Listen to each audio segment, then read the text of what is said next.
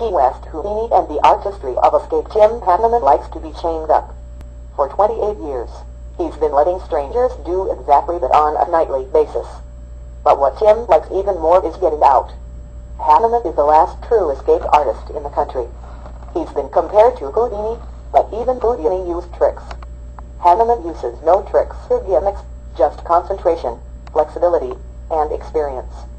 In Key West, tradition mandates that Islanders and visitors gather on Mallory Pier to watch what is touted as America's finest sunset. What began as an innocent excuse for a piss and a drink has evolved into one of this nation's finest freak shows. Swords are swallowed, $22 bills handed out as a gimmick in a man named Love's presidential campaign, and semi-domesticated pets leap through hoops. But Hanneman, known on stage as Tim Harp, is a consistent attention grabber. As Bob, a 60s-something executive from Boston, said while watching Hanneman, "I've seen a lot of sunsets, but I've never seen anything like this." Far out, Tim left his home in Indiana at the age of 15 and became an armory dance instructor in Los Angeles. Although he liked the dancing, he felt that some of what was required of a dance instructor was a little unethical, so he began to work in a wax museum scaring people. "At first I wasn't so good," he admits, "because my eyes would drift, and people would touch me and realize that my body was warm." Not only did Hanneman learn to keep his eyes steady, he mastered a biofeedback technique that enabled him to lower his body temperature to that of, essentially, the corpse. He became such a sensation that the fire marshal requested that he take his act to the sidewalk where the crowds could gather without impairing fire egress routes. During this time, Hanneman had a roommate named Bernie Orlando, and Bernie was an escape artist. "I started out in a straitjacket with fewer chains," Hanneman recalls, "and Bernie put me in the nylon bag. Unfortunately, Bernie never gave Tim any advice other than escape artistry is something you have to figure out on your own. I was in there for 5.5 hours, he says. Hanneman worked diligently at his escapes, incorporating them into his sidewalk show. "I was doing pantomime comedy at that time," says Hanneman, "and everybody was always expecting me to be funny. So I started my act with an escape so I could show the audience another, more serious side of me." 11 years ago, Hanneman moved to Key West for the warm weather. After 3 failed marriages, it's an occupational hazard, he says, and the birth of his 7 or something kids, Hanneman began performing on Mallory Pier. His brother Don performs a bit further down the pier. Don holds the world fire blast record. He can blow fire 8.5 feet. It takes him 4.1 seconds to blow the fuel out of his body. Their eldest brother, Charles Hanneman, is running for state senate in Indiana. "When we were little we used to play cowboys and Indians and tie each other up," remembers Don, "and Tim always used to get right out." Showtime. Hanneman stands in his tights on a bucket and shouts it's showtime at approximately 6:20 every night. He tests his audience with an applause meter to make sure the show will be worth his while. If the audience passes the test, the show goes on. After getting 2 volunteers from the audience, he instructs them in the rules of tying his straitjacket and of chaining him. "Be careful of my crotch. Snug but not tight." He requires that his shivers be able to fit at least a pinky between the chain and his body. The chains are then locked using padlocks. Hanneman thinks that women give him more of a challenge. "Women try to make up for their lack of strength by getting really into it," he says. Shannon, a college student from Ohio who volunteered to chain Hanneman up, certainly fits this description. "The tighter it got around his neck, the more I started to think twice," she said, "but it became more of a challenge to make it as restrictive as I possibly could."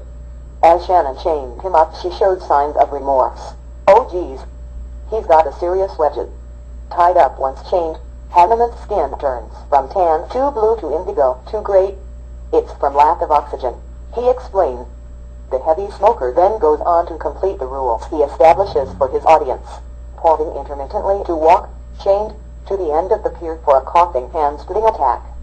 He requests that no one call the emergency squad, as has happened in the past. "I hate tying up the emergency equipment," says Hanneman, who claims that he's never been scared while performing an escape. Hanneman's brother Don also feels that the act is a bit dangerous. "He's going to die doing it," says Don, his 51-year-old brother. "And I'm going to take his collection hat from that night and buy him an urn, throw his ashes right off the pier." Recently, his companion, Georgia McLaughlin, lost her cool.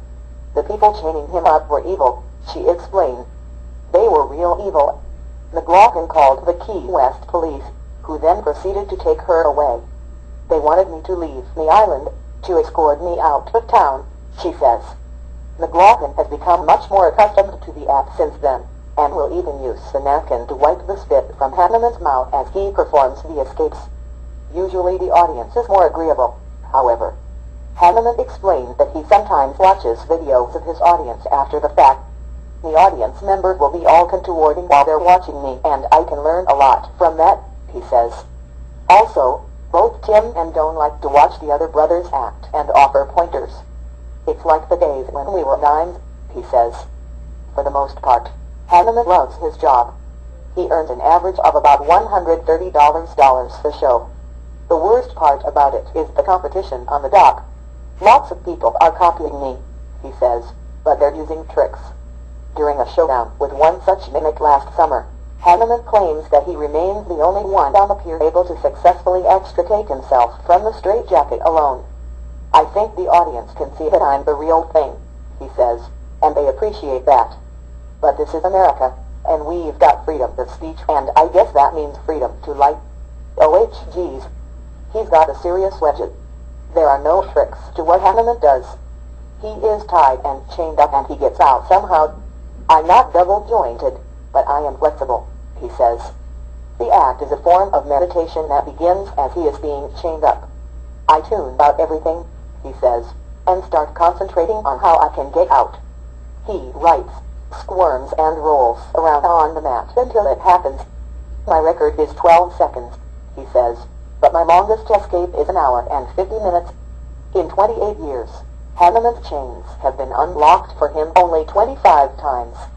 It's usually been from a lack of oxygen. I just pass out. He'll stop nothing short of passing out. One time a rainstorm came in while I was chained up, says the man heralded as the next Houdini. All the tourists, the arts and crafts people, the other performers, they all left. But I stayed here and I got out. Alone. In the storm.